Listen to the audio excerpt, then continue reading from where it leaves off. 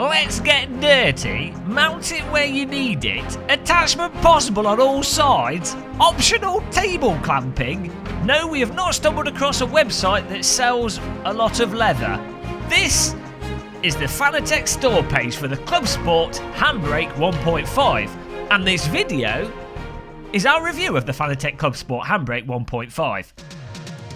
Here's what you get through the post when you order the Club Sport HandBrake 1.5. We're calling it the CSH 1.5 from now on. This is what you get in the post. A box, and inside that box, wait for it, is another box. Oh, Fanatec, you're full of surprises. Opening the secondary box, we reveal the foam of Fanatec. They like this black foam, they put it with all their stuff. Everything's more snug than a hibernating hedgehog and is unlikely to get damaged by the postal service of death. So good job there with the packaging. Everything all in one piece. You of course get the mandatory Fanatec phone cables as well. Not for making 1930s phone calls, but actually for plugging the handbrake into your Fanatec wheelbase, with it being supported by the following wheelbases. Just like the Fanatec H-pattern shifter, if you want to plug this into a PC without a wheelbase, you're going to need a separate USB dongle, which will set you back an appalling 25 additional euros. Fanatec, what are you doing? Please do something about this. Of course, the box also includes instructions, which you ignore and then realise you should have read them when it's too late. Dramatic ambient music signifies that we're now going to look closer at the handbrake unit itself, and like other Fanatec equipment, it's really quite nicely designed, with it fully constructed from metal, giving the unit a chunky, heavy, solid and sturdy feel that you'll be familiar with from the other Fanatec Club Sport range of devices. Fortunately, the chunky solid feel is not superficial in this case because the handbrake shaft itself is constructed from rather nice shiny stainless steel. It being stainless steel, of course, means should you accidentally pour tea on it, it will wipe off and you won't have any rust issues. On the inside of the device, everything looks nice and solid as well, with it somewhat being like a back-to-front throttle pedal, using a potentiometer to measure the pull of the handbrake. You'll also notice that there's a dampener on there to reduce the impact of the handbrake returning should you let go of it too early, but also just to give it a nice smoother feel when you come off the handbrake. It's worth saying the casing is held together with Allen screws, making it very easy to open it up and change the vertical or horizontal arrangement of the lever. This also makes it easy to remove biscuits should you accidentally drop one inside the handbrake. I didn't do that. Okay, maybe I did. Out of the box though, the lever is in the vertical configuration, and that's the configuration we're keeping because that's how we're mounting it to our sim rig. Rather nicely, if you own a Fanatec Club Sport shifter, you can attach the handbrake to the side of that shifter using bolts that come with the shifter, meaning you don't need an additional bracket or to drill any additional holes in your sim rig. That's what we did, and it's resulted in a really solid, stable handbrake on the side of the rig without too much fiddling or too much faff. You're quite possibly wondering, what's it actually like to handbrake with this handbrake? In order to find out, we tested it with Assetto Corsa, Project Cars 2 and Dirt Rally. Starting off with Assetto Corsa, binding the handbrake in the menu was a piece of Victoria sponge cake with you just clicking on it, pulling the lever and it being detected and working straight away. Of course, as it is written in stone underneath the Houses of Parliament, the first car you have to drive with this handbrake is the BMW E30 drift car on the drift track, so far be it me to go against the rules, we loaded into it. Now obviously this BMW has more torque than an automated phone system when you're in a hurry, so you don't really need to use the handbrake all that often, but when you do use it you start thinking, hang on a minute, that's what a handbrake's for. And it's mighty handy having a back-end go slippy lever that you can pull at any point in time to immediately transform the back of the vehicle into a shopping trolley. And I'm not talking bashed up 1980s Sainsbury's shopping trolley, I'm talking full-on Waitrose shopping trolley where you have really precise control due to the ginormous analog input that you get from this handbrake. The big difference being between this and using a button, which is what I'd normally use as a handbrake, is the button just gives you a bar of soap tires that go on and off instantaneously, whereas this gives you a really nice analog progressive handbrake with a lot of subtle control options arising from how far you pull the handbrake, how quickly you pull the handbrake, how you handbrake the handbrake, and if your hand is broken from handbraking too hard. The main utility that you notice from having a handbrake, rather than say just putting the brake bias further and using the brake pedal or flicking the car in, is that if you're on the inside of a corner and you want to pop the back of the car out without yanking on the steering, without jabbing on the brake, just unsettle the back of the car, nothing else, that is what the handbrake does, and that is what it does well.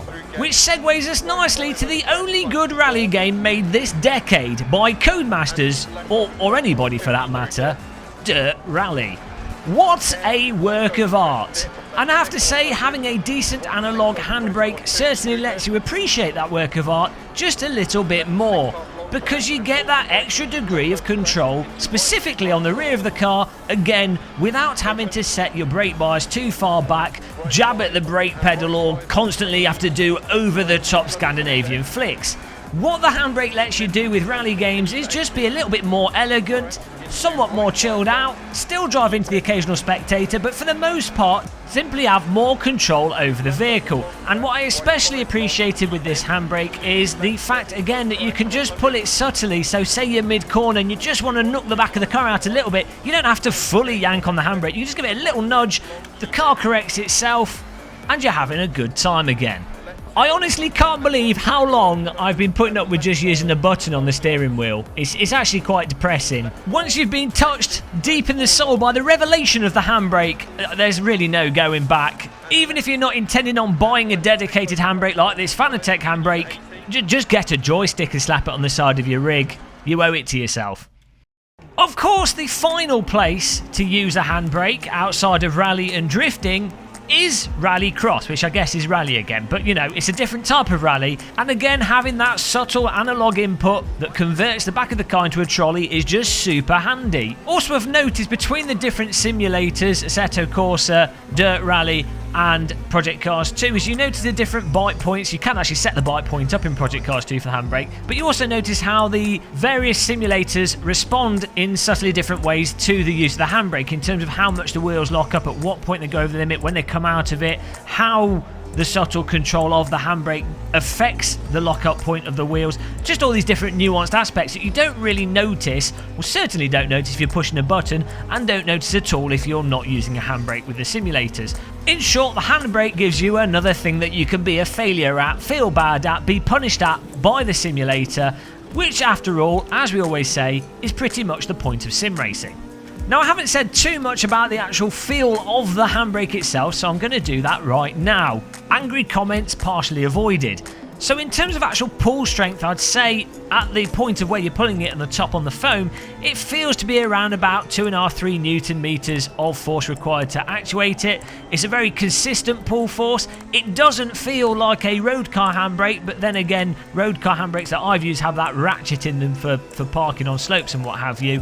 This is just a very smooth, continuous force with no variation through the range. As I said earlier in the video, it has a dampener on the underside of the spring, so if you let go of it quickly, it will hit that dampener without making too much noise, and presumably without damaging the handbrake over time.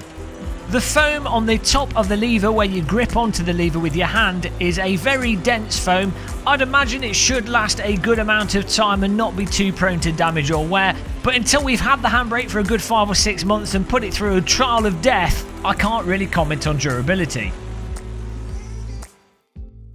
We have reached the end of the handbrake journey, and in conclusion, I have to say, what an absolutely fantastic piece of kit. I honestly can't fault the handbrake unit itself in any way, really. It does what it's meant to do, and it does it very well, and it's rather nice how it slaps onto the side of the Fanatec Club Sport shifter.